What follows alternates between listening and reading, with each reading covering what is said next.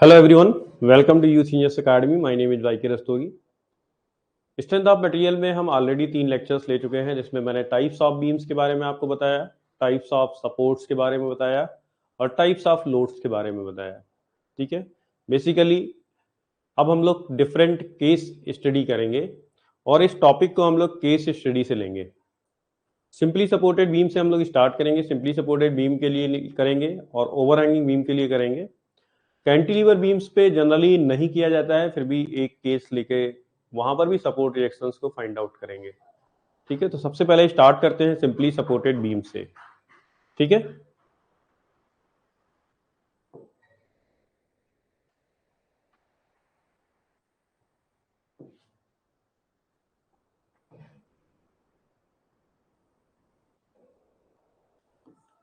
तो केस 1 ले रहे हैं। यहां पर केस 1 जो है वो simply supported beam with a point load at some eccentric position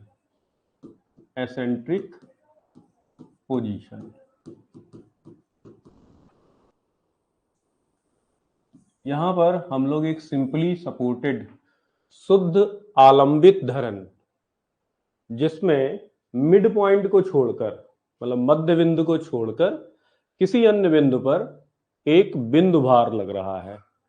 ठीक है, तो यहां से हम लोग स्टार्ट करेंगे। ये केस स्पेशली मैंने लिया है और इसी केस से फिर हम आगे की जो प्लानिंग है वो करेंगे, आपको बताएंगे किस तरीके से इस केस का यूज हम सिंपली सपोर्टेड बीम के आने वाले सभी केसेस में करेंगे। ठीक है, आज जो कैलकुलेशन यहाँ पर करेंगे, हो सकता है उतनी सारी कैलकुलेशन आपको डिफरेंट केसेस में ना करनी पड़े। तो देखते हैं कि क्या ये कह रहा है। एक सिंपली सपोर्टेड बीम सबसे पहले बनाते हैं। ये एक सिंपली सपोर्टेड बीम है। यहाँ पर सिंपली सपोर्टेड का मतलब होता है कि अपने दोनों एक्सट्रीम एंड्स पर इसे क्या मिल रहा है, सपोर्ट मिल रहा है। तो मैंने दोनों तरफ जो सपोर्ट लगाया है वो सिंपल सपोर्ट या नाइफ एज सपोर्ट ही लगाया हुआ है। ये ए पॉइंट है, ये बी पॉइंट है। सपोज करिए कि इस बीम की जो लंबाई है वो एल है और कह रहा है कि आपको एक पॉइंट लोड लगाना है किसी एसेंट्रिक पोजीशन पर। एसेंट्रिक पोजीशन का मतलब होता है मध्य बिंदु को, मतलब मिडिल पॉइंट को छोड़कर आप किसी अन्य बिंदु पर लोड लगा सकते हैं। ठीक है, तो हम मिडिल पॉइंट पे नहीं लेंगे। कुछ देखिए, आप ऐसे देखने में लग रहा है कि यहाँ कहीं मिडिल आता होगा, तो हम यहाँ नहीं लेते।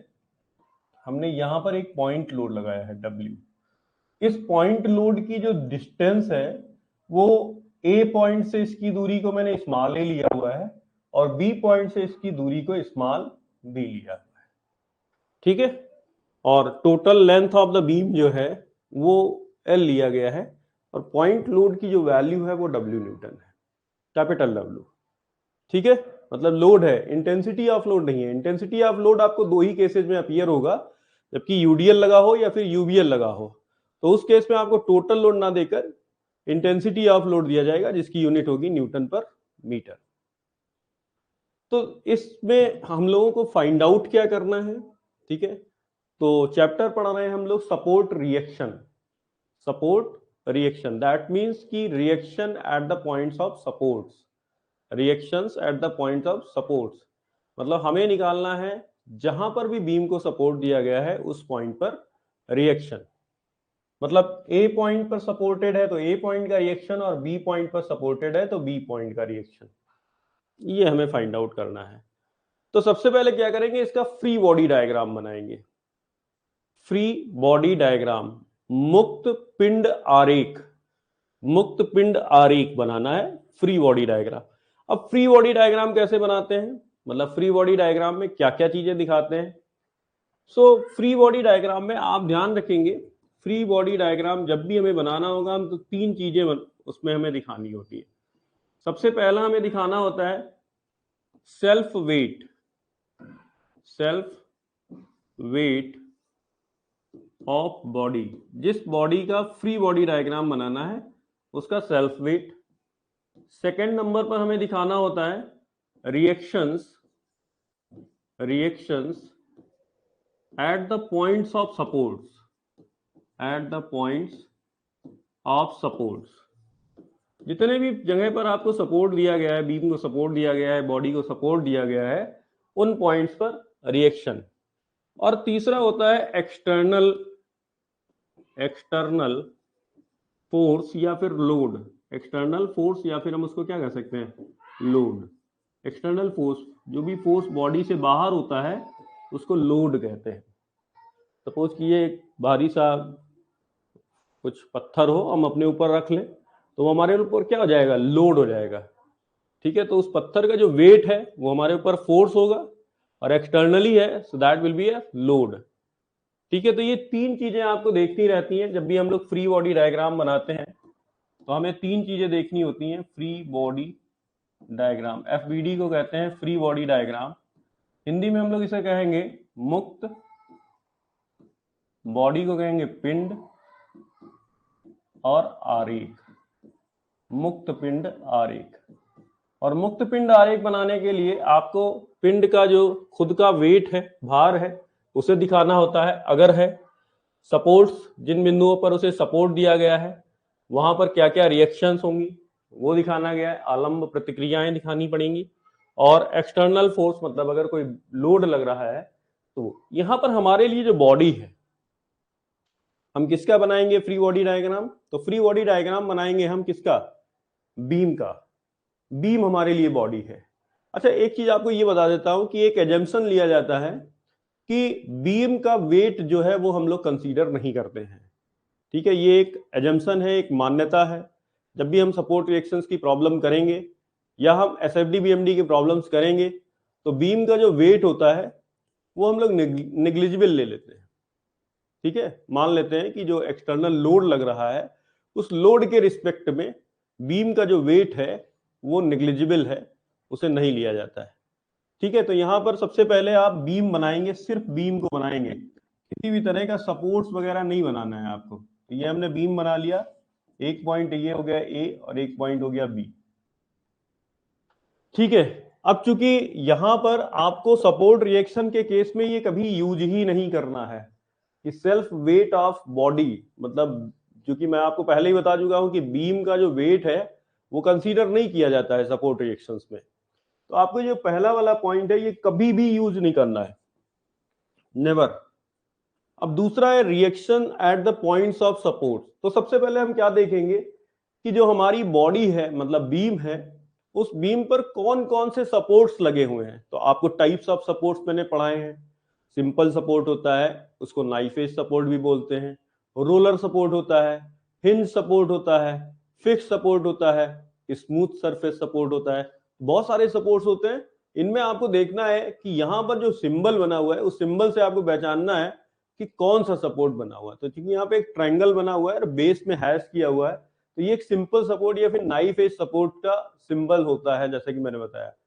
अब आपको ये सोचना है कि सिंपल सपोर्ट के केस में रिएक्शन कैसे लगती है। तो अगर आप सेकेंड लेक्चर को याद करेंगे, ठीक है, तो आपको ये पता चलता है कि सिंपल सपोर्ट के केस में रिएक्शन हमेशा बीम के परपेंडिकुलर लगती है। किसके परपेंडिकुलर लगती है, बीम के परपेंडिकुलर। ठीक है, तो हमारी बीम कैसी होती है, तो बीम का सबसे पहला ही डिफिनीशन जो फर्स्ट लेक्चर में हम लोगों ने डिफिनीशन लिया था कि beam is a horizontal member of structure. तो बीम कैसा मेंबर है, हॉरिजेंटल, क्षैतिज है। तो अगर क्षैतिज के परपेंडिकुलर या लंबवत की बात की जाएगी तो वो क्या आएगी, वर्टिकल या फिर ऊर्ध्वाधर। ठीक है, तो यहां पर आपने एक रिएक्शन लगानी है, मैं दूसरा पेन यूज कर लेता हूं। यहां पे आपको एक रिएक्शन लगानी है ये, और इस रिएक्शन का नाम कुछ ऐसा रखना है कि आपको ये सिंबलाइज हो कि ये ए पॉइंट की रिएक्शन है, इसलिए हमने इसका नाम ले लिया आर ए। आर का मतलब रिएक्शन और ए का मतलब पॉइंट ए की रिएक्शन। ठीक है, और ये हमने लगाया इस बीम के परपेंडिकुलर। क्लियर है। इसी तरीके से बी पॉइंट पर अगर हम देखेंगे तो बी पर भी जो सपोर्ट लग रहा है वो कैसा लग रहा है, सिंपल सपोर्ट लग रहा है। तो सिंपल सपोर्ट के केस में यहां पर जो रिएक्शन होगी, रिएक्शन एट पॉइंट बी, और ये भी कितना है, 90 डिग्री। ठीक है, लंबवत है, बीम के लंबवत। तो आप देखिए दो सपोर्ट लग रहे थे, तो दोनों सपोर्ट्स को हम लोगों ने रिकॉग्नाइज किया, पहचाना, और उनको हटाकर उनकी जगह पर उनकी रिएक्शंस लगा ली। तो ये दूसरा वाला पॉइंट भी क्लियर हो गया। ये आप कहीं नोट्स में लिख लीजिएगा कि फ्री बॉडी डायग्राम में क्या क्या चीजें शो करनी होती है। तो reactions at the points of support हम लोगों ने लगा दिया। अब आप देखिए क्या कोई एक्सटर्नल फोर्स, मतलब कोई लोड भी है बीम के ऊपर, तो ऑब्वियस सी बात है, बीम का काम ही यही है। तो beam is a horizontal member of a structure which carries या which supports compressive loads on it। ठीक है, तो कंप्रेसिव लोड, तो यहां देखिए कोई कंप्रेसिव लोड लग रहा है, यस लग रहा है, तो ये डब्ल्यू लोड लग रहा है, तो डब्ल्यू लोड लगा दीजिए। ठीक है, तो ये वाला भी पॉइंट हो गया, उसके अलावा और कुछ लग नहीं रहा। बन गया आपका फ्री बॉडी डायग्राम। ठीक है, जो भी ये पॉइंट हम लोग सी ले लेते हैं, ये पॉइंट यहाँ भी सी ले लेते हैं, ये ए है, ये बी है, और इन दोनों के बीच की जो दूरी है वो हो गई एल। तो बन गया आपका फ्री बॉडी डायग्राम। तो it is as like as simple. ठीक है, नाउ अब हम लोग क्या करेंगे, अब हम लोग इसको एनालाइज करेंगे। इसको हम लोगों को क्या करना है, एनालाइज करना है, बस यहां तक ले सकते हैं। ठीक, तो अब हम लोग क्या करेंगे, इसको एनालाइज करेंगे। अब कैसे एनालाइज करेंगे, ठीक है, हम लोग इसको डिटरमाइन कैसे करेंगे, किस तरीके से इसे डिटरमाइन किया जा सकता है। ठीक है, तो हमारे पास इक्विलिब्रियम की इक्वेशंस होती हैं। अब ये इक्विलिब्रियम की इक्वेशंस क्या है और इक्विलिब्रियम क्या होता है, तो सबसे पहले एक टर्म के बारे में समझते हैं कि इक्विलिब्रियम क्या होता है। इक्विलिब्रियम, इक्विलिब्रियम को हिंदी में कहते हैं साम्यावस्था। साम्यावस्था, साम्यावस्था। ये साम्यावस्था क्या है, तो कई तरीके से अलग अलग जगहों पर कई तरीके से इसको डिफाइन किया गया है। ठीक है, अब यहां पर जो हम लोग बात करते हैं वो बात करते हैं मैकेनिकल इक्विलिब्रियम की। किसकी बात करते हैं, मैकेनिकल इक्विलिब्रियम। जब भी मैकेनिकल इक्विलिब्रियम की बात की जाती है तो इसमें फोर्स और मोमेंट्स देखे जाते हैं कि अगर बॉडी के ऊपर किसी भी प्रकार का कोई भी रिजल्टेंट फोर्स नहीं है और ना ही कोई रिजल्टेंट मोमेंट है, तो हम बॉडी को कहते हैं कि बॉडी हमारी किसमें है, मैकेनिकल इक्विलिब्रियम में है। ठीक है, सो दैट मीन्स कि यहां पर मैंने जो पहली डिफिनीशन लिखी या पहली डिफिनीशन बोली, उसमें मैंने बोला कि रिजल्टेंट फोर्स जीरो होना चाहिए और रिजल्टेंट मोमेंट भी क्या होना चाहिए, जीरो होना चाहिए। ये सब बात मैं बॉडी के लिए कर रहा हूं। ठीक है, अभी मैं आपको पॉइंट के लिए भी बता दूंगा कि पॉइंट के केस में हम लोग इक्वेशंस ऑफ इक्विलिब्रियम किस तरह से लिखते हैं। ठीक है, सो अगर किसी बॉडी पर कोई भी रिजल्टेंट फोर्स नहीं है, मतलब कोई परिणामी बल नहीं है उसके ऊपर कार्यरत, और कोई परिणामी मोमेंट नहीं है, मतलब बल लग रहा है। जैसे सपोज करिए कि आप, कोई व्यक्ति मुझे इस डायरेक्शन में 10 न्यूटन के फोर्स से खींच रहा है और इस तरफ भी 10 न्यूटन से खींच रहा है, तो हो गया बैलेंस, मैं यहीं रहूंगा, मैं कहीं नहीं जाने वाला हूं। तो मैं किसमें हूं, इक्विलिब्रियम में। मैं किसमें हूं, इक्विलिब्रियम में, क्योंकि मेरे ऊपर कोई भी परिणामी बल नहीं लग रहा है। बल लग रहा है लेकिन परिणामी बल नहीं लग रहा है।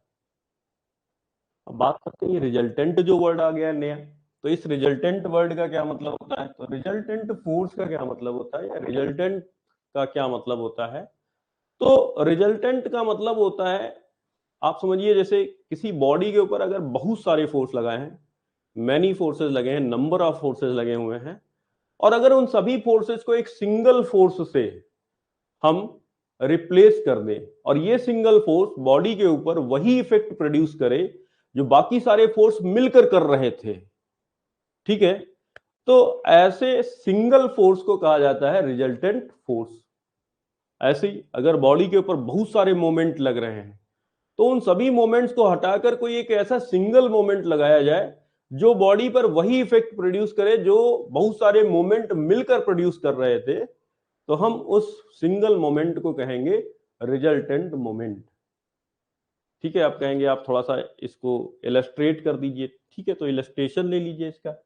जैसे एक बॉडी है, इस बॉडी के ऊपर 10 न्यूटन का फोर्स इस तरफ से लग रहा है, मतलब राइट हैंड साइड से, और 5 न्यूटन का फोर्स इस तरफ से लग रहा है। ठीक है, तो 10 न्यूटन इधर लग रहा है और 5 न्यूटन इधर लग रहा है। हम क्यों बेचारे दो लोगों को परेशान करें, है ना। एक 10 लग रहा है, एक 5 लग रहा है। अच्छा होगा क्या, होगा ये कि ये बॉडी इस तरफ जाएगी जिधर फोर्स ज्यादा है, और कितने इफेक्ट से जाएगी, 5 न्यूटन से, क्योंकि 10 न्यूटन इधर लग रहा है, 5 इधर पीछे वाला खींच रहा है, तो 5 का बैलेंस हो गया, और 5 न्यूटन इधर एक्स्ट्रा हो गया, तो 5 न्यूटन के इफेक्ट से इधर जाएगी। तो अगर हम ये बॉडी ना बनाना चाहें, मतलब इस तरह के फोर्सेस ना दिखाना चाहें, हम सिर्फ इतना दिखा दें, ये रही वो बॉडी, और इसके ऊपर हमने लगा दिया 5 न्यूटन का फोर्स। तो आप देखिए, चाहे आप इसको लिखिए चाहे इसको लिखिए, बात एक ही होगी।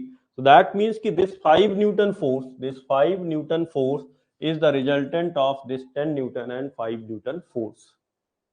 ठीक है, तो रिजल्टेंट का मतलब होता है if number of forces are acting on a body and if these forces can be replaced by a single force which produces the same effect as produced by the number of forces, then this force is known as resultant force. तो जहां जहां force बोला है वहां आप moment कर लीजिए, यही डिफिनीशन आ जाती है रिजल्टेंट मोमेंट के लिए। ठीक है, तो एक तो तरीका ये हो गया कि रिजल्टेंट फोर्स जीरो हो जाए और रिजल्टेंट मोमेंट जीरो हो जाए, तो हमारी बॉडी किस में आ जाएगी, मैकेनिकल इक्विलिब्रियम में आ जाएगी। क्योंकि मैकेनिकल वर्ड, मैकेनिकल में मैकेनिक्स पढ़ ही रहे हैं, तो इसलिए जो है हम लोग क्या पढ़ रहे हैं, mechanics of solids, mechanics of deformable bodies. ठीक है, तो इसलिए यहाँ पर मैकेनिकल वर्ड का यूज नहीं किया जाता है। आगे कभी थर्मल वगैरह में पढ़ेंगे तो वहां पर हम आपको थर्मोडायनेमिक्स इक्विलिब्रियम के बारे में बताएंगे, थर्मल इक्विलिब्रियम के बारे में बताएंगे, और केमिकल इक्विलिब्रियम के बारे में भी चर्चा की जाएगी, इलेक्ट्रिकल इक्विलिब्रियम के बारे में भी चर्चा की जाएगी। ठीक है, मैग्नेटिक इक्विलिब्रियम के बारे में भी चर्चा की जाएगी। लेकिन यहाँ पर चूंकि मैकेनिक्स पढ़ना है, तो यहाँ पर इक्विलिब्रियम का मतलब सीधा सीधा है मैकेनिकल इक्विलिब्रियम, और जब भी मैकेनिकल इक्विलिब्रियम की बात होगी बल की, ठीक है, मोमेंट की। ठीक, चलिए देखते हैं और क्या कह सकते हैं, मतलब इस चीज को हम और किस तरह से कह सकते हैं। ये तो रिजल्टेंट फोर्स को लेकर हम लोगों ने डिफिनीशन कर दी, दूसरी और क्या कह सकते हैं। ठीक है, और इक्विलिब्रियम को किस तरीके से डिफाइन किया जा सकता है, तो आता है ट्रांसफॉर्मेशन। ट्रांसफॉर्मेशन का मतलब होता है एक जगह से दूसरी जगह जाना। ठीक है, और ट्रांसफॉर्मेशन होते हैं दो, एक होता है लीनियर ट्रांसफॉर्मेशन और एक होता है एंगुलर ट्रांसफॉर्मेशन। लीनियर ट्रांसफॉर्मेशन का मतलब है स्ट्रेट लाइन, आप कहीं स्ट्रेट लाइन में चले जाइए, तो ये हो गया लीनियर ट्रांसफॉर्मेशन। और आप अपनी जगह पे ही घूम जाइए तो ये हो गया एंगुलर ट्रांसफॉर्मेशन। जैसे मैंने अभी एक एंगुलर ट्रांसफॉर्मेशन लिया, मैं आपकी तरफ देख रहा था और मैं बोर्ड की तरफ घूम गया, ये क्या हो गया, ये एंगुलर ट्रांसफॉर्म। इसमें भी मैं इक्विलिब्रियम में नहीं हूं, मैं हूं एक पॉइंट पर, लेकिन इसको इक्विलिब्रियम नहीं कहा जा रहा है क्योंकि मैं तो अपनी जगह पे क्या कर रहा हूं, रोटेट कर रहा हूं। ठीक है, तो ये हो गया एंगुलर ट्रांसफॉर्मेशन। तो अगर बॉडी में किसी भी प्रकार का लीनियर और एंगुलर ट्रांसफॉर्मेशन नहीं हो रहा है, ठीक है, तो हम उस बॉडी को कहेंगे कि ये बॉडी हमारी किसमें है, मैकेनिकल इक्विलिब्रियम में या फिर इक्विलिब्रियम में। क्योंकि मोशन जो है वो फोर्स के कारण आता है, ठीक है, अनबैलेंस्ड फोर्स के कारण आता है। ठीक, तो इस तरह से हम लोग कह सकते हैं। दूसरी जो डिफिनीशन है वो इस तरह से कह सकते हैं कि linear transformation, no linear transformation and no angular transformation, no angular transformation. ठीक है, तो अगर किसी बॉडी में आपको किसी भी तरीके का लीनियर ट्रांसफॉर्मेशन नहीं दिखता है और एंगुलर ट्रांसफॉर्मेशन नहीं दिखता है, तो हम कह सकते हैं कि that body is in equilibrium. ठीक है, एक और तरीका है जो अभी इसी में निकल के आया था, थर्ड, कि किसी भी तरीके का अनबैलेंस्ड फोर्स ना हो, नो अनबैलेंस्ड फोर्स, और किसी भी तरीके का अनबैलेंस्ड मोमेंट ना हो, तो नो अनबैलेंस्ड मोमेंट। ठीक है, तो भी हम क्या कहेंगे, बॉडी को क्या कहेंगे, इक्विलिब्रियम में कहेंगे। अब बॉडी को तो इक्विलिब्रियम में कह दिया, तो बॉडी में इक्विलिब्रियम की इक्वेशंस क्या क्या होंगी। ठीक है, अब आप समझिए, जो हम मैकेनिक्स पढ़ रहे हैं ये हमारी मैकेनिक्स एक प्लेनर मैकेनिज्म है, मैकेनिक्स है। प्लेनर का मतलब है टू डायमेंशनल में। जो भी हम पढ़ रहे हैं यहाँ पर वो पढ़ रहे हैं टू डायमेंशनल में, थ्री डायमेंशनल में नहीं पढ़ रहे हैं, टू डायमेंशनल में पढ़ रहे हैं। तो इसलिए यहां पर जो इक्विलिब्रियम इक्वेशंस हम लोग यूज करने वाले हैं वो 3 इक्विलिब्रियम इक्वेशंस होंगी। पहली होगी summation F X is equals to 0। That means कि एक्स डायरेक्शन में जितने भी फोर्सेस बॉडी के ऊपर लग रहे हैं उन सभी का एल्जेब्रिक सम क्या होना चाहिए, 0 के बराबर होना चाहिए। ठीक है, तो ये मतलब हो गया समेशन एफ एक्स 0। अब ये आ गया एक नया टर्म आ गया एल्जेब्रिक सम। क्या होता है? तो एल्जेब्रिक सम का मतलब होता है sum with the sign, sum with the sign. तो हॉरिजेंटल में या एक्स डायरेक्शन में कुछ फोर्सेस राइट हैंड साइड में होंगे और कुछ लेफ्ट हैंड साइड में होंगे। तो जो राइट हैंड साइड में है या पॉजिटिव एक्स एक्सिस डायरेक्शन में उन्हें पॉजिटिव ले लीजिए, और जो निगेटिव एक्स एक्सिस की डायरेक्शन में उनको निगेटिव ले लीजिए और साइन के साथ उन्हें जोड़ दीजिए, और जोड़ने पर जो भी आ रहा है उसे 0 के बराबर कर दीजिए। तो that is summation F X is equals to 0। तो पहली इक्विलिब्रियम इक्वेशन बॉडी के लिए। दूसरी इक्वेशन जो हम लोग यहां पर यूज करेंगे वो है summation F Y is equals to 0।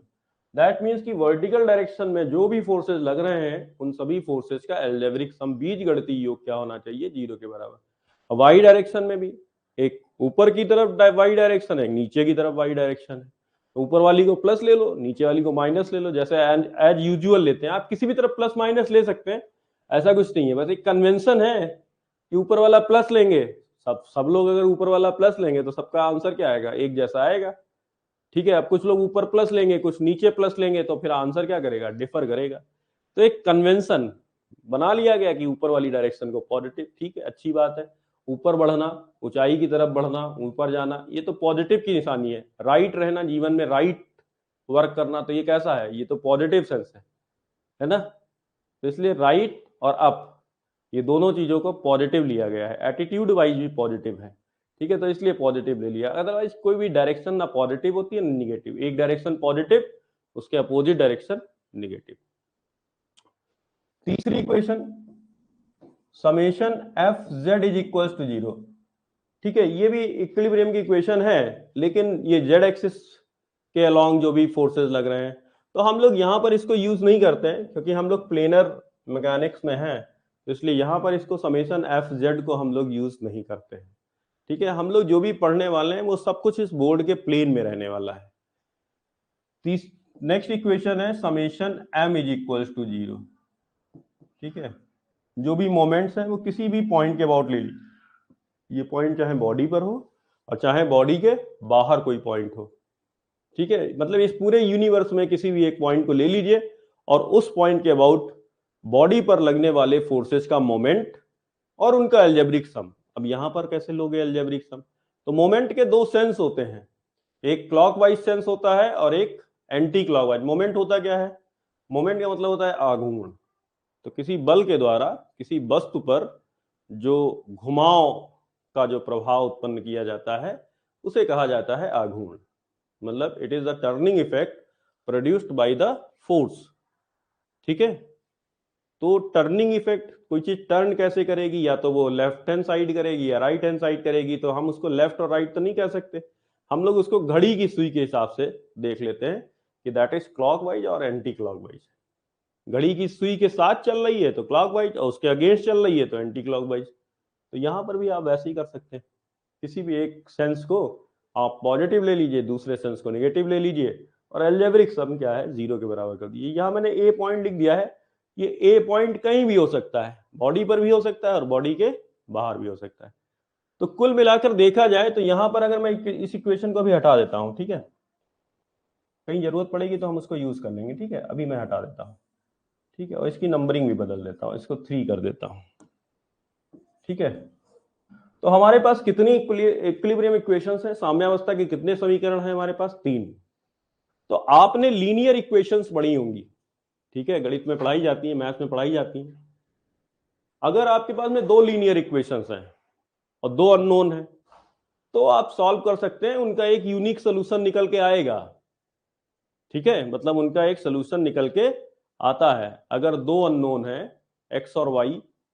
ठीक है, लीनियर इक्वेशन समझ रहे हैं ना? नहीं समझ रहे हैं तो पहले जरा देखिए लीनियर इक्वेशन। जैसे एक इक्वेशन है x plus Y that is equal to 0, दूसरी इक्वेशन है 2x plus Y that is equal to 7। अब ये इक्वेशन है, तो आप देखिए कितने अननोन है, 2 अननोन है, x और y 2 अननोन है। इक्वेशंस कितनी है, 2 इक्वेशंस हैं। जब 2 इक्वेशंस होंगी और 2 अननोन होंगे तो इसका आपको एक यूनिक सॉल्यूशन मिलेगा। इसका आपको एक यूनिक सॉल्यूशन मिलेगा, मतलब एक ही सॉल्यूशन मिलेगा, ठीक है, और वो सॉल्यूशन यूनिक होगा। मतलब x की कोई 2 वैल्यू नहीं होंगी, y की कोई 2 वैल्यू नहीं होंगी, y की हमेशा एक वैल्यू होगी, x की भी एक ही वैल्यू होगी, मतलब यूनिक सॉल्यूशन मिलेगा आपको, ठीक है। अब यहां पर अगर आप देखेंगे तो यहां पर हमारे पास जो इक्विलिब्रियम इक्वेशंस हैं वो कितनी है, 3, 1 2 3, 3 इक्विलिब्रियम इक्वेशंस हैं। तो इसका मतलब है कि हम 3 अननोन वाली प्रॉब्लम को क्या कर सकते हैं, सॉल्व कर सकते हैं, जिसमें 3 अननोन आते हो, उस प्रॉब्लम को हम लोग इन इक्वेशन से सॉल्व कर सकते हैं, ठीक है। बात को समझ रहे हैं ना। एक बार कमेंट बॉक्स में ओके टाइप करिए यदि आप मेरी बात को समझ पा रहे हैं। एक बार कमेंट बॉक्स में ओके टाइप करिए यदि आप मेरी बात को समझ पा रहे हैं, तो ओके टाइप करेंगे, ठीक है, कि क्या आप मेरी बात को समझ पा रहे हैं। हमारे पास 3 इक्विलिब्रियम इक्वेशंस हैं, और अगर 3 इक्विलिब्रियम इक्वेशंस हैं तो हम ऐसे बीम को एनालाइज कर सकते हैं, ऐसे बीम्स पर रिएक्शन या जो कुछ भी निकालने के लिए हमसे कहा जाता है वो हम निकाल सकते हैं, जिसमें सिर्फ और सिर्फ कितने अननोन हो, 3 अननोन हो। अगर 3 से ज्यादा अननोन हो गए तो हम इक्विलिब्रियम इक्वेशंस की हेल्प से उसको सॉल्व नहीं कर पाएंगे, उसको सॉल्व नहीं कर पाएंगे। तो अब हम एक बार नजर डालते हैं अपनी बीम्स पर। मैं एक दूसरी स्लाइड ओपन कर रहा हूं। यहां पर हमारे पास 5 बीम्स हैं। पहली है सिंपली सपोर्टेड, थोड़ा सा फास्ट करेंगे, सिंपली सपोर्टेड। दूसरी है कैंटिलीवर, तीसरी है ओवरहैंगिंग, चौथी बीम है हमारे पास कॉन्टिन्यूअस, और फिफ्थ बीम है फिक्स्ड, ठीक है। सिंपली सपोर्टेड बीम ये इस तरह से 2 सपोर्ट्स लगा दिए, एक यहां लगा दिया, एक यहां लगा दिया, कुछ लोड आएगा वो ऊपर से आएगा। कैंटिलीवर बीम, ये बीम है, ये फिक्स कर दिया, एक एंड क्या कर दिया, फिक्स कर दिया। ओवर हैंगिंग बीम, सपोर्ट 2 ही रहेंगे, बस कुछ पोर्शन जो है बीम का कैसा हो जाएगा, अनसपोर्टेड। ये पोर्शन कैसा है, अनसपोर्टेड पोर्शन। कंटिन्यूअस बीम, 2 से ज्यादा सपोर्ट्स, 1 2 3 4, ये देखिए 4 सपोर्ट आ गए। उसके बाद फिक्स्ड बीम, दोनों तरफ क्या हो गया, फिक्स हो गई, दोनों तरफ क्या हो गई, फिक्स हो गई। यहां पर रिएक्शंस कितनी, 2 रिएक्शंस। यहां पर रिएक्शन कितनी, 3, 2 रिएक्शन और एक फिक्सिंग मोमेंट। एक बार रिवाइज करिएगा कि फिक्स सपोर्ट के केस में जब हम सपोर्ट हटाते हैं तो कितना रिएक्शन लगाते हैं, ठीक है। तो एक हॉरिजॉन्टल रिएक्शन लगाओगे, एक वर्टिकल रिएक्शन लगाओगे और एक फिक्सिंग मोमेंट लगाओगे, तो टोटल कितना रिएक्शन हो गया, टोटल कितना अननोन हो गया, 3। यहां पे कितना अननोन है, 2। यहां पे कितना अननोन है, 2। यहां पे कितना अननोन हो गया, 4। यहां पे कितना अननोन है, 6, है कि नहीं, बताइए। तो क्या 4 अननोन वाली और 6 अननोन वाली बीम्स को हम इक्वेशन ऑफ इक्विलिब्रियम से एनालाइज कर सकते हैं? कमेंट बॉक्स में यस और नो लिखिए। क्या हम कंटिन्यूअस बीम को और फिक्स्ड बीम को, यहां पर टोटल कितने रिएक्शंस हो गए, 6। यहां पे टोटल कितने रिएक्शंस हैं, 4, ठीक है। अब हो सकता है कि कोई एक आध फोर्स भी आ जाए ऊपर से जो कि अननोन हो, जो हमें निकालना पड़े। तो बताओ, क्या 3 इक्वेशंस की हेल्प से क्या 4 अननोन या 6 अननोन सॉल्व किए जा सकते हैं? कमेंट बॉक्स में डालिए यस और नो। वेट कर रहा हूं आपका, तभी कराऊंगा आगे। एक बार आप जरा ये देख लीजिए कि क्या 4 अननोन या 6 अननोन वाली इन बीम्स को क्या हम एनालाइज कर सकते हैं इक्वेशन ऑफ इक्विलिब्रियम की हेल्प से? यस और नो। हमारे पास इक्विलिब्रियम इक्वेशन है 3। कौन कौन सी इक्विलिब्रियम इक्वेशंस थी आपके पास में? ये देखिए, ये 3 इक्वेशन है, और अगर 3 इक्वेशन है तो मैक्सिमम 3 अननोन ही आप सॉल्व कर सकते हैं इससे। मैक्सिमम 3 अननोन ही आप इससे सॉल्व कर सकते हैं।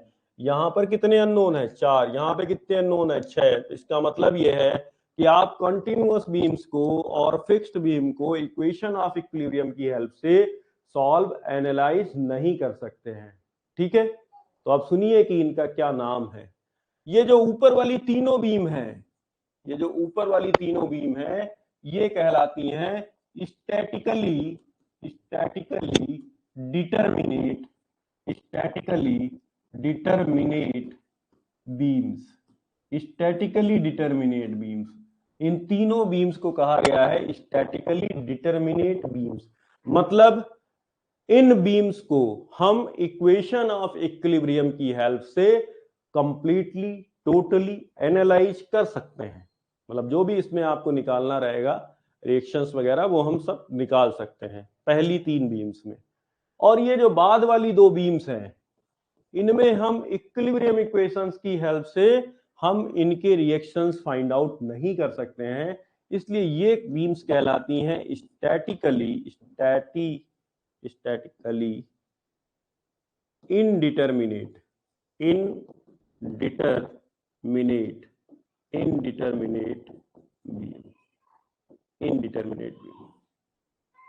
ठीक है, तो आपके ऊपर जो 3 बीम्स हैं, पहली जो 3 बीम्स हैं वो स्टैटिकली डिटरमिनेट हैं, उन्हें हम इक्वेशन ऑफ इक्विलिब्रियम की हेल्प से एनालाइज कर सकते हैं। लेकिन जो नीचे वाली 2 बीम्स हैं, कंटिन्यूअस और फिक्स्ड बीम, वो स्टैटिकली इनडिटरमिनेट बीम है। बहुत बार एसएससी जेईई में क्वेश्चन पूछा जा चुका है, डिफरेंट जेईई एग्जाम्स में क्वेश्चन पूछा जाता है, which of the beam is statically indeterminate.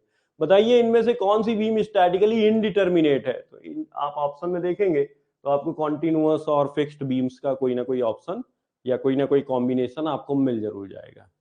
अच्छा, फिर इस तरीके से क्वेश्चन आ सकता है, which of the beam is statically determinate. तो 3 बीम्स होती हैं जिन्हें हम स्टैटिकली डिटरमिनेट कहते हैं। ठीक है, तो ये बहुत ही इंपॉर्टेंट क्वेश्चन है, इसको आप नोट करेंगे, पॉज करके वीडियो वगैरह आप इसको जो है कर लेंगे। हम लोग वापस आ जाते हैं, वापस हमारा जो टॉपिक था। ठीक है, हमने आपको ये जो टॉपिक पढ़ाया, ये जो टॉपिक था हमारा कहाँ से स्टार्ट हुआ था, जरा देखेंगे एक बार। अच्छा, इक्विलिब्रियम के बारे में हम लोग पढ़ रहे थे। ठीक है, तो इक्विलिब्रियम में आपने देखा, हमने फ्री बॉडी डायग्राम बना लिया था। फ्री बॉडी डायग्राम हमारा बन गया था। उसके बाद हम समझने लगे थे कि हम इसको सॉल्व कैसे करेंगे, इसको हम लोग किस तरह से सॉल्व करेंगे।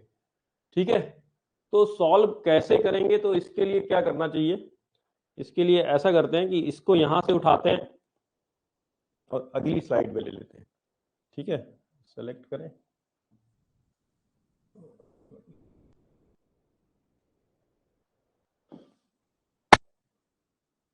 चलिए कोई बात नहीं, हम ये वाला फिगर जो है वो नेक्स्ट स्लाइड पर बना लेते हैं। ठीक है, ये आपकी बीम हो गई, ये पॉइंट हो गया ए, ये पॉइंट हो गया बी, यहां पर लोड लग रहा है W, ये पॉइंट हो गया C, ये डिस्टेंस हो गई A, ये डिस्टेंस हो गई B। यहां पर एक रिएक्शन लग रही थी जिसे हम लोगों ने RA नाम दिया, यहां पर एक रिएक्शन लग रही थी जिसे हम लोगों ने RB नाम दिया, और ये बीम का जो टोटल स्पैन है जितना, वो आपका L लेंथ का है। ठीक है, तो यही फिगर हमारा पीछे था। अब हमें क्या करना है, इसको एनालाइज करना है। तो आप कैसे सिंपली सपोर्टेड बीम्स को एनालाइज करने के लिए जो इक्विलिब्रियम इक्वेशंस है वो कौन कौन सी हैं आपके पास, बताइए। तो 3 इक्वेशंस हैं, समेशन fx0, समेशन fy0 और summation m is equals to 0। अब आप देखिए, क्या हमारे बीम के ऊपर x डायरेक्शन में कोई फोर्स लग रहा है? क्या हॉरिजेंटली बीम के ऊपर कोई फोर्स लग रहा है? कमेंट बॉक्स में यस और नो टाइप करेंगे। क्या बीम के ऊपर हॉरिजेंटली मतलब क्षैतिज कोई भी बल लग रहा है, कोई भी भार लग रहा है? ठीक है, तो आंसर नो है, क्योंकि यहां पर 3 ही फोर्स लग रहे हैं, एक RA, एक RB जो कि रिएक्शंस है, और एक W जो कि लोड है। ठीक है, और ये तीनों कैसे हैं? तीनों वर्टिकल के अलॉन्ग है। तीनों कैसे हैं? वर्टिकल के अलॉन्ग है। तो इसलिए यहां पर कोई हॉरिजॉन्टल फोर्स नहीं दिखाई दे रहा है। इसका मतलब है कि पहली वाली जो इक्वेशन है ना, वो अभी हमारे लिए यूजफुल नहीं है। पहली वाली इक्वेशन अभी हमारे लिए यूजफुल नहीं है, क्योंकि कुछ है ही नहीं लगाने के लिए कि पहली इक्वेशन में क्या लगाएं। अच्छा, अब दूसरी इक्वेशन देखिए, summation F Y is equal to 0, मतलब वाई डायरेक्शन में जितने भी फोर्सेज लग रहे हैं उन सभी फोर्सेज का एल्जेब्रिक सम जो है वो क्या होना चाहिए, 0 के बराबर होना चाहिए। अब ऊपर वाली डायरेक्शन में कौन कौन से फोर्स लग रहे हैं, तो आर ए और आर बी ऊपर की डायरेक्शन में लग रहे हैं, और डब्ल्यू जो है वो नीचे की डायरेक्शन में लग रहा है, मतलब निगेटिव वाई एक्सिस की डायरेक्शन में। तो हम आर ए को क्या लिखेंगे, प्लस आर ए, साइन देंगे इसे। आरबी को क्या लिखेंगे, प्लस आरबी, और डब्ल्यू को क्या लिखेंगे, minus W, that is equal to 0। तो यहां से एक इक्वेशन हमें मिल जाती है R A plus R B, और ये डब्ल्यू उधर ले जाते हैं तो ये आ जाएगा that is equal to W.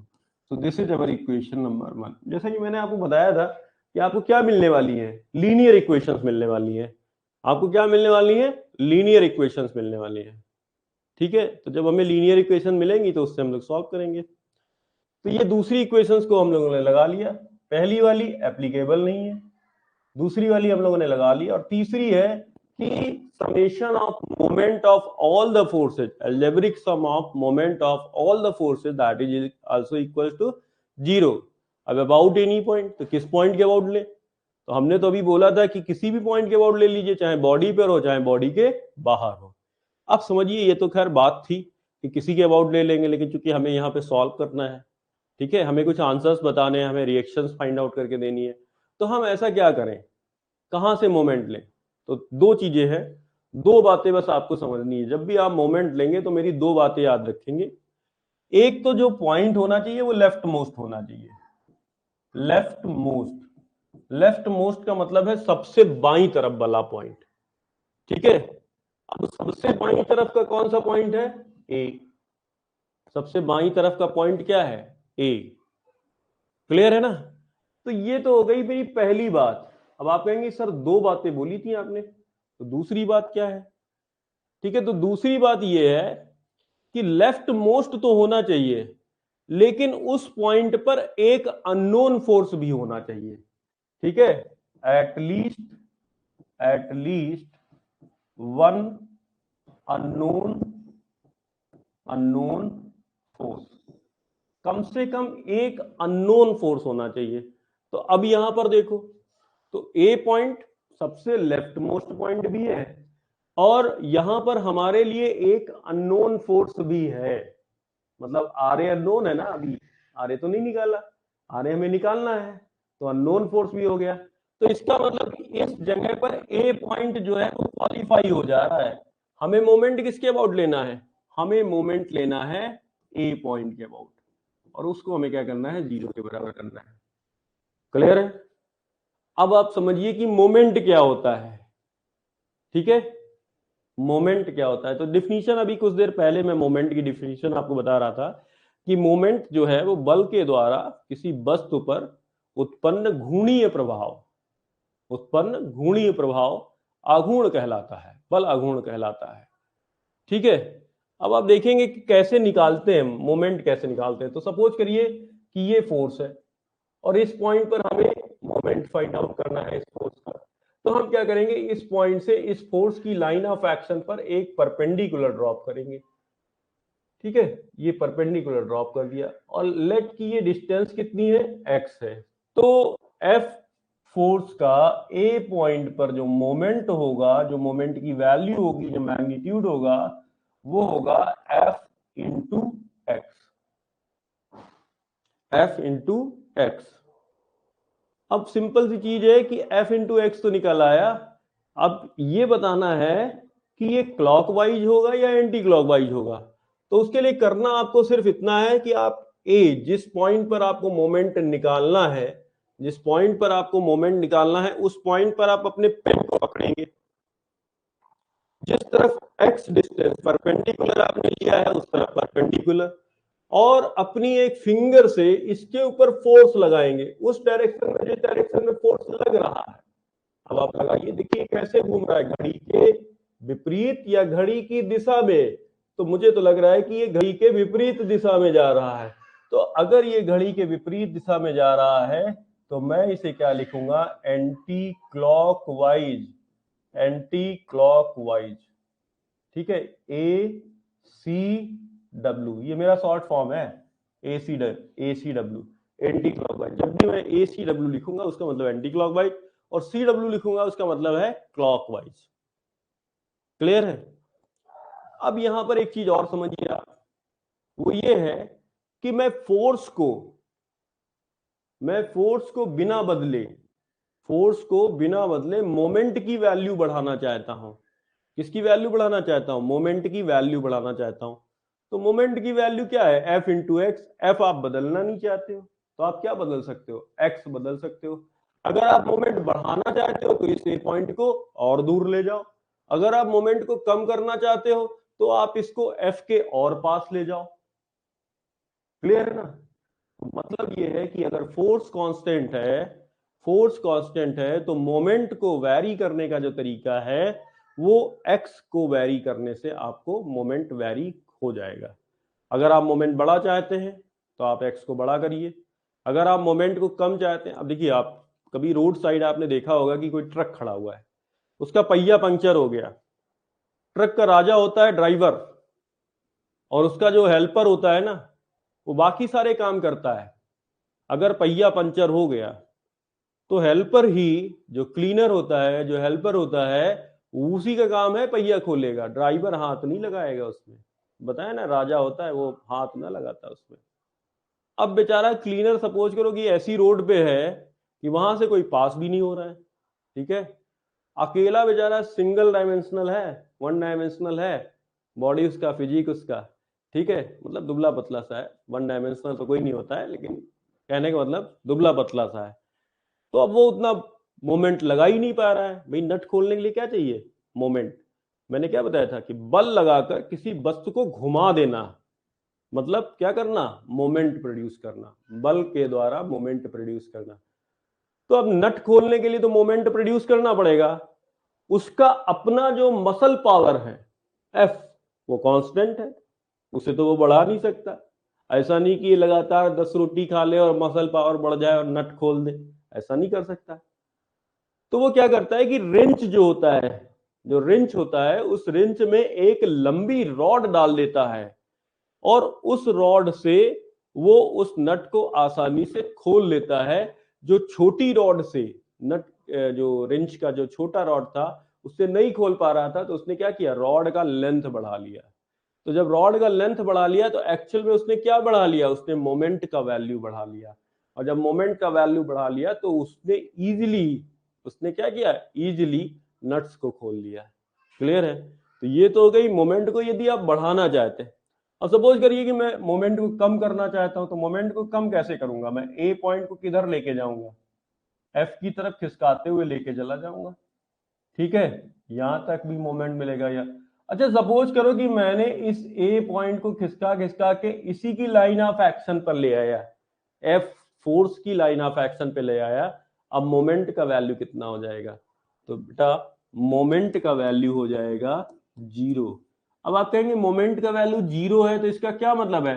क्या फोर्स 0 हो गया? नहीं, फोर्स 0 नहीं हुआ। असल में जिस बिंदु पर हमें मोमेंट निकालना है वह बिंदु फोर्स की लाइन ऑफ एक्शन पे है, तो इसलिए जो डिस्टेंस है, जो परपेंडिकुलर डिस्टेंस है, वो 0 हो गई है, जिसकी वजह से मोमेंट का वैल्यू क्या हो गया? 0। अब एक स्टेटमेंट ध्यान से सुनिए और इस स्टेटमेंट को अपने दिमाग में लिख लीजिए। कॉपी पे तो बहुत सारी चीजें लिखते चले आए हैं आप, आज लिखिए दिमाग पे। क्या लिखना है? किसी बल की लाइन ऑफ एक्शन पर स्थित किसी बिंदु के सापेक्ष उस बल का बल आघूर्ण सदैव शून्य होता है। दैट मीन्स कि moment of a force about a point on it's line of action is always 0। Clear है ना? अगर नहीं आपने सुन पाया है तो वीडियो को थोड़ा सा आप स्लो चलाकर इस लाइन को सुनिए और उसे अपने दिमाग में लिखिए, क्योंकि आज मैं नहीं इसे यहां लिखने वाला हूं, और आपसे भी कह रहा हूं कि आप इसको कॉपी पे मत लिखिएगा, दिमाग में लिखिएगा कि किसी बल के, किसी फोर्स की लाइन ऑफ एक्शन पर अगर कोई पॉइंट है और हमें उस पॉइंट पर उस फोर्स का मोमेंट बताना है, तो उस उस पॉइंट पर उस फोर्स का जो मोमेंट होगा वो क्या होगा, जीरो होगा। मतलब फोर्स की लाइन ऑफ एक्शन पर स्थित किसी बिंदु पर फोर्स के द्वारा जो मोमेंट दिया जाता है वो क्या होता है, शून्य होता है। मतलब वो अपनी लाइन ऑफ एक्शन के किसी भी बिंदु को घुमा नहीं सकता। क्लियर है, नहीं क्लियर है? चलिए अब यहां देखिए, अब हमें यहां पर भी मोमेंट लेना है, और किसके अबाउट मोमेंट लेना है, ए पॉइंट के अबाउट मोमेंट लेना है। तो देखिए ए पॉइंट, मैंने यहां पर थोड़ा सा, मैं पेन थोड़ा बदल लेता हूं, कुछ और ले लेता हूं। ठीक है, ये मैंने ले लिया। यहां पर इस पॉइंट के अबाउट मोमेंट लेना है। तो बताइए आर ए का मोमेंट ए पॉइंट के अबाउट क्या होगा? तो आप कहेंगे कि आर ए की लाइन ऑफ एक्शन पर ही पॉइंट है क्या, ए, तो इसलिए इस पॉइंट के अबाउट आर ए का जो मोमेंट होगा वो क्या होगा, जीरो। ठीक है, तो ये हो गया आर ए इंटू जीरो। ठीक, क्योंकि वर्टिकल परपेंडिकुलर कोई डिस्टेंस है ही नहीं, लाइन ऑफ एक्शन पर ही है पॉइंट ए। आर ए की लाइन ऑफ एक्शन देखिए, ये आर ए की लाइन ऑफ एक्शन है, ये आर ए की लाइन ऑफ, और इसी लाइन ऑफ एक्शन पर ही ये पॉइंट है ए। क्लियर है? तो आर ए का मोमेंट क्या हो जाएगा, जीरो। डब्ल्यू का मोमेंट कितना हो जाएगा, तो डब्ल्यू का मोमेंट हो जाएगा डब्ल्यू इंटू, डब्ल्यू कितनी दूरी पे लग रहा है, कितनी परपेंडिकुलर डिस्टेंस पे लग रहा है, ए, तो डब्ल्यू इंटू ए। और आरबी, तो आरबी का मोमेंट हो जाएगा आरबी इंटू, आरबी कितनी डिस्टेंस पे लग रहा है, एल डिस्टेंस पे लग रहा है, तो L, and that is equal to zero. तो अभी हमें क्या करना है, इनके साइन असाइन करने हैं। साइन अभी तक नहीं दिए मैंने, तो साइन कैसे दोगे, इस पे पकड़ोगे, ए पॉइंट के अबाउट मोमेंट निकालना है तो वहां पे पेन को पकड़ोगे, अपनी फिंगर से डब्ल्यू की डायरेक्शन में फोर्स लगाओगे, ये कैसा है, क्लॉकवाइज, ये कैसा है, क्लॉकवाइज। और आरबी का भी देख लो, आरबी का कैसा है, एंटी क्लॉकवाइज। ठीक है, तो ये है आपका क्लॉकवाइज और ये है एंटी क्लॉकवाइज। क्योंकि हमें आरबी की वैल्यू फाइंड आउट करनी है, इसलिए मैं इसे इधर ही रखना चाहता हूं।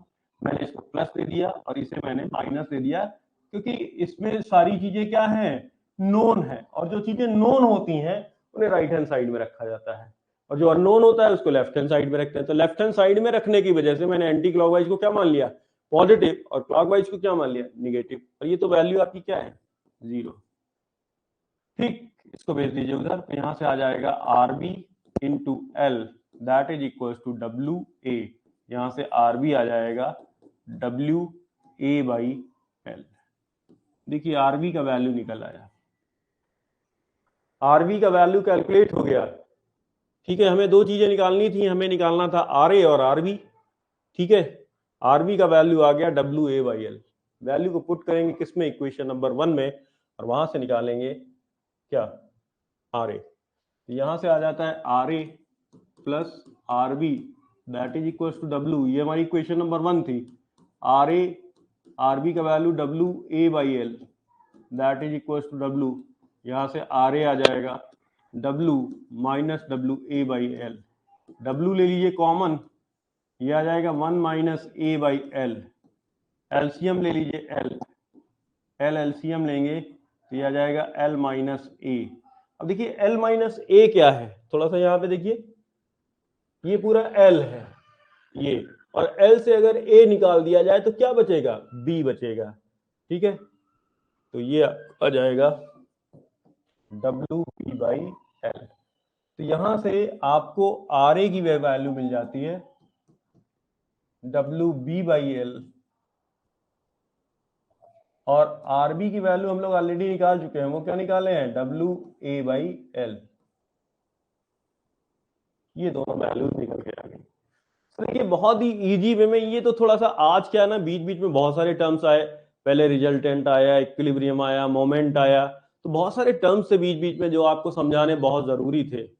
ठीक है, तो इसलिए प्रॉब्लम थोड़ी सी लंबी हो गई। आपको लग रहा होगा कि बहुत ज्यादा टीडीएस प्रॉब्लम है, तो ऐसी टीडीएस नहीं है, बहुत कठिन नहीं है, बहुत ही ईजी है। ठीक है, और कल से तो आपका बिल्कुल इजीएस्ट लेक्चर शुरू होने वाला है, बिल्कुल कुछ करना ही नहीं है, बैठे रहिए और मुंह जबानी बताएंगे आप। गारंटी दे रहा हूं कि आप वर्बली सॉल्व करेंगे, बीम सपोर्ट रिएक्शन की प्रॉब्लम को वर्बली सॉल्व करेंगे, मुंह जबानी।